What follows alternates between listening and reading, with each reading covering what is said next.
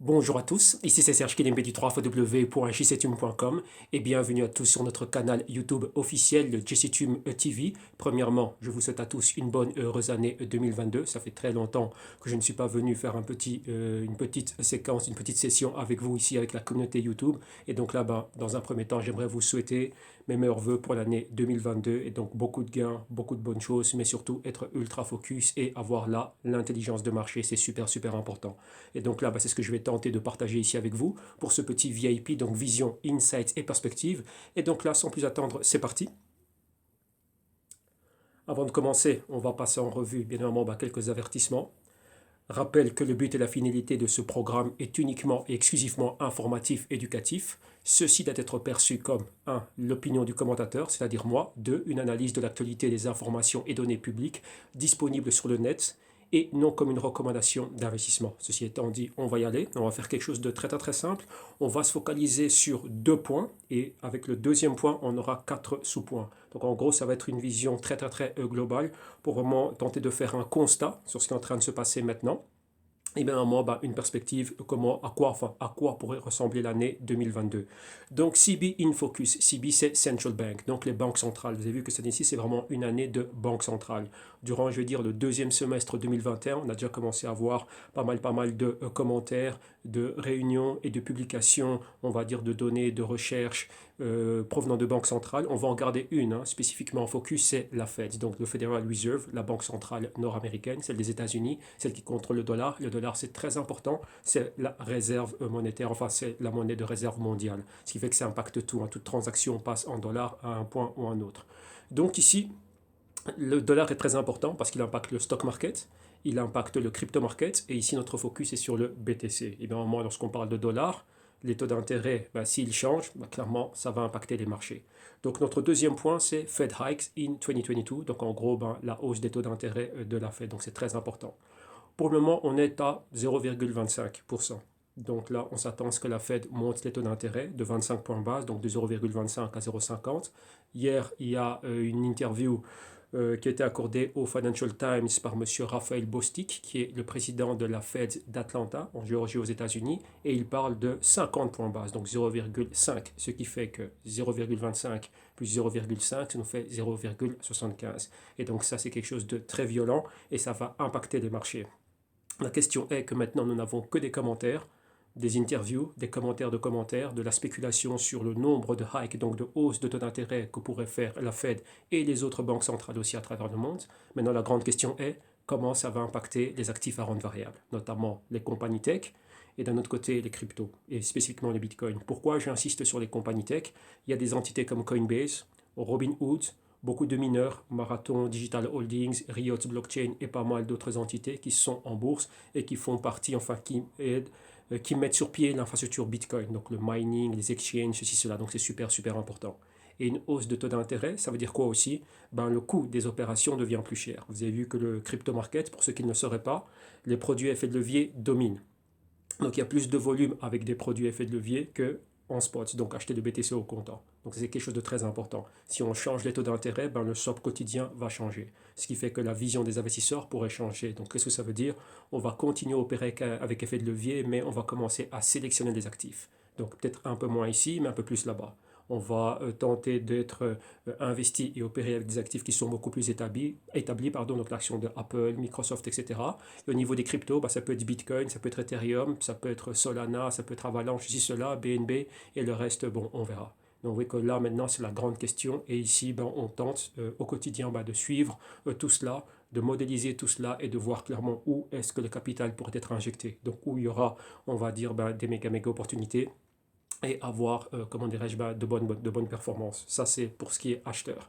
Et d'un autre côté, pouvoir shorter là où le capital ne va pas être injecté ou de là où le capital pourrait migrer, donc être retiré. Donc c'est un élément qui est super, super intéressant. Maintenant, parlons des quatre sous-points. Numéro un, comme je l'ai dit, donc l'impact des décisions de la Fed et de leurs actions, donc monter les taux d'intérêt et allègement du bilan. Qu'est-ce que ça va avoir comme impact sur les marchés? C'est ce qu'on va tenter de savoir et bien évidemment d'analyser et de suivre tout au long de l'année 2022. Deuxième point, comme je disais, les growth stocks. Donc ce sont les actions technologiques à forte croissance. Et dans ce segment-là, nous pouvons inclure tout ce qui concerne les cryptos. Donc Coinbase, Robinhood, Bakkt qui s'est lancé via un SPAC, on peut inclure SoFi, on peut inclure Affirm, enfin on peut inclure beaucoup de compagnies, Square, c'est-à-dire Block, et toute entité maintenant comme Meta, anciennement Facebook, qui veut se lancer dans tout ce qui concerne la métavers et tout ça, on peut mettre tous ces actifs dans ce, comment dirais-je, dans ce panier-là. Donc maintenant, comment est-ce que la décision de la Fed va impacter ce genre d'action? Ensuite, Bitcoin et les cryptos. Bitcoin, je pense que maintenant tout le monde le sait, c'est devenu un actif macro. Qu'est-ce que ça veut dire? Il est détenu dans des portefeuilles macro des plus grands hedge funds, asset managers, etc. Il y a déjà pas mal de produits, donc aux États-Unis, pas mal d'ETF qui sont basés sur des futurs. Donc là, un produit disponible pour tout le monde, mais qui est backé par quoi? Par des produits à effet de levier. Et dans le reste du monde, il y a pas mal d'autres asset managers qui ont déjà lancé publiquement leurs fonds. Donc il y a différents ETF en Europe, CoinShares, et à travers le monde, au Canada, au Brésil, un peu partout. Donc c'est assez intéressant. Maintenant, Bitcoin à ce niveau-là, que va-t-il se passer? Il y a deux forces dans les marchés. Lorsque les taux d'intérêt sont bas, entre parenthèses, on dit que ça c'est favorable au marché, donc il y a une phase risk on, donc tout le monde prend du risque. Lorsque les taux d'intérêt commencent à monter, il y a un choc. Durant X temps, il y a un choc, c'est-à-dire quoi? On rebalance les portefeuilles, on recalibre les positions, ce qui fait qu'on rentre dans une phase qui s'appelle risk off, donc on voit les actifs qui baissent avant de se reprendre. Mais rappelez-vous, lorsqu'on se reprend, quels sont les actifs qui vont se voir approprier ces capitaux? Donc c'est super important. Maintenant, nous, la clé c'est quoi? C'est de venir comment dirais-je, tenter d'avoir un timing presque parfait, parce que la perfection n'existe pas, c'est très difficile de l'avoir, mais en gros, ça veut dire quoi? Profiter de ces dislocations de prix, tout simplement, c'est ça. Donc là, comment est-ce que cela va impacter le Bitcoin et les cryptos? Quand je dis crypto, c'est altcoin, donc tout ce qui est Ethereum, BNB, Solana, Avalanche, NFT, DeFi et tout ça. Et un point clé, la corrélation. Maintenant, vous allez voir, donc j'ai préparé un petit graphique ici où on va parler un peu de tout ça. Donc la Fed, leur bilan, les taux d'intérêt, la performance du BTC, la performance du Nasdaq et la corrélation. Qu'est-ce que ça veut dire? Si c'est bon pour le Nasdaq, ça peut être bon pour les cryptos. J'ai bien dit ça peut être bon pour les cryptos. Pour le moment, la corrélation est positive. Mais d'un autre côté, si c'est négatif, donc beaucoup de hausses de taux d'intérêt, choc dans les marchés, mais un choc qui dure durant X temps. On voit le marché qui chute. Donc là, on va prendre comme référence le Nasdaq. Corrélation avec le Bitcoin et les cryptos. On pourrait voir les cryptos qui chutent. La question est, ça va chuter jusqu'où? Et clairement, à quel moment? Ça va être un moment opportun pour pouvoir rentrer dedans. Ici, on fait simple. Donc ici, tout simplement, on va laisser tomber les marchés et voir où il y aura une zone de support, c'est-à-dire une phase d'accumulation, revenir, racheter et en attente d'une reprise des marchés. Et pour ceux qui savent shorter, là, ils peuvent aussi en tirer avantage. Okay, donc maintenant, passons en avant. Poursuivons. Et ici, on a un graphique sous les yeux. Ce que vous voyez en graphique bar, c'est le BTC. Vous voyez qu'il y a trois zones rouges. Ça nous montre quoi? Les chutes qu'il y a eu. La première chute, vous voyez, entre 2014, ça va atteindre un haut. Ça a chuté. Donc là, c'était plus ou moins au niveau des 1000-1200 dollars. Ça a chuté très bas. Donc on a vu une chute de plus ou moins 90% des poussières. C'était 87% en moins. On va arrondir à 90%. Deuxième chute, après avoir atteint les hauts historiques de 2017, décembre 2017, janvier 2018, c'était les 20 000 dollars. Et ensuite, ça a chuté. Donc là, de plus ou moins de 85% pour passer de pratiquement 19 000 et des poussières atteindre les 3200 et des poussières, 3800, quelque chose comme ça. Et ensuite, maintenant, vous voyez qu'on a atteint un niveau haut et on s'attend à avoir une baisse. Et vous voyez que ces points, surtout les deux derniers points, si vous voyez, il y a des barres verticales. Et tout en bas, c'est marqué QT. QT, ça veut dire Quantitative Tightening. C'est le fait de quoi? C'est voir la Fed alléger son bilan et monter les taux d'intérêt. Si vous regardez bien, la ligne bleue turquoise nous montre le bilan de la Fed. À gauche de l'écran, vous voyez qu'en 2012, le bilan était aux alentours de 3 000 milliards de dollars. Il était en train de monter. Il atteint 4 600 milliards de dollars en 2014. Il s'est stabilisé. Et la ligne verte que vous voyez là, c'est les taux d'intérêt. Vous voyez que la Fed a commencé à monter les taux d'intérêt. Si vous vous rendez compte, en 2014, les taux d'intérêt étaient aux environs de 0. Le BTC était aux environs de 1000. On a commencé à avoir une hausse des taux d'intérêt et le BTC générait un mouvement baissier. La ligne jaune que l'on a à l'écran, c'est le Nasdaq. Le Nasdaq, lui, est monté. Il n'y a pas que dans le Nasdaq qu'on a des business. Donc, il y a Apple, Microsoft, Nvidia, AMD, Facebook, Google et tout ça. BTC, c'est de l'innovation, donc c'est très spéculatif. Donc là, c'est la fenêtre de temps de 2012 à, on va dire, 2016. 2017, c'est très important. Là, la Banque centrale américaine voit que son bilan ne progresse plus, donc il s'est maintenu à 4 500 milliards. Le prix du BTC faisait des vagues. Et là, la Fed avait déjà commencé à annoncer des hausses de taux d'intérêt en 2018 et au-delà. Vous avez vu qu'il y a un méga mouvement haussier, donc au niveau du Nasdaq, en jaune qui monte énormément, et le BTC aussi est monté énormément. C'est en fin 2017 qu'il avait atteint les 20 000 dollars. Et à ce moment-là, vous voyez qu'il y a une hausse aussi des taux d'intérêt qui accompagne cela. En 2018, là, ça aura été vraiment très agressif. La Fed a continué à monter les taux d'intérêt, donc c'est encore allé encore plus haut. Donc on est passé de 1% à 2,5% entre 2018 et 2019. Et si vous remarquez bien la ligne bleue turquoise, ça c'est le bilan de la Fed, donc les actifs que la Fed a achetés. On était aux 4500 milliards et la Fed a annoncé son QT, donc Quantitative Tightening, ce qui veut dire alléger son bilan, être vendeur. C'est un mécanisme qui est très très très complexe. Je n'ai pas le temps de rentrer en détail ici, donc là on est vraiment en superficie. Mais en gros, comprenez la mécanique comme cela. La Fed, c'est elle qui émet le dollar, on va dire que le dollar lui appartient. Et donc là, lorsqu'elle opère, à ce niveau-là, ça en fait un méga fonds qui a 4600 milliards de dollars. Si elle revend des actifs, et pour petite information, durant cette période, la Fed voulait alléger son bilan de 50%, donc de 4500 milliards divisé par 2, donc vendre plus de 2000 milliards d'actifs. Donc si je revends mes actifs, je demande du dollar, parce que je liquide mes positions. Et donc, il faut que le dollar lui appartient. Tout participant du marché, on va dire ça comme ça, est obligé de lui rendre son dollar. Mais comment on fait? Aucun participant du marché ne peut imprimer du dollar. Il n'y a que la Fed qui peut faire ça. Donc, si tu veux lui remettre son dollar, tu es obligé de toi revendre les actifs que tu as. Donc, c'est quelque chose de très, très, très violent. Donc, rappelez-vous, c'est vraiment les grandes lignes. On peut aller en profondeur, mais là, on est parti pour un séminaire. On n'a pas le temps de le faire ici. Donc, comprenez la mécanique. Ici, c'est vraiment au niveau macro. Comment est-ce que cela impacte les actifs?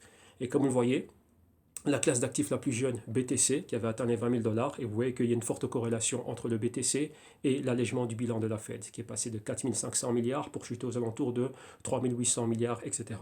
Il y a même un mob à la Fed qui a augmenté les taux d'intérêt, donc ça s'appelle du hiking, très violent. Maintenant, ensuite, 2019 et début 2020, on a eu la pandémie, la récession et tout ça, donc la Fed a dû abandonner le QT et le hiking, baisser les taux d'intérêt et faire ce qu'on appelle du QE. QE, c'est quantitative easing, donc injecter de la liquidité dans les marchés et recommencer son programme d'achat d'actifs. Et vous voyez qu'en bleu turquois, son bilan qui avait chuté aux alentours de 3 800 milliards est pratiquement monté maintenant à 8 800 milliards de dollars. Donc on a des 9 000 milliards de dollars et là on y est là, on est là maintenant. Maintenant, la Fed, qu'est-ce qu'elle fait? Elle veut revenir à ce qu'elle a fait en 2018, c'est-à-dire du QT, Quantitative Tightening, c'est-à-dire alléger son bilan. Et numéro 2, faire du hiking. Elle a annoncé que le hike va commencer à partir du mois de mars. Maintenant, vous voyez ici, on a une mémoire historique des marchés. On a déjà vu ce que ça a donné par le passé. Donc, il est fort probable que cela se répète encore.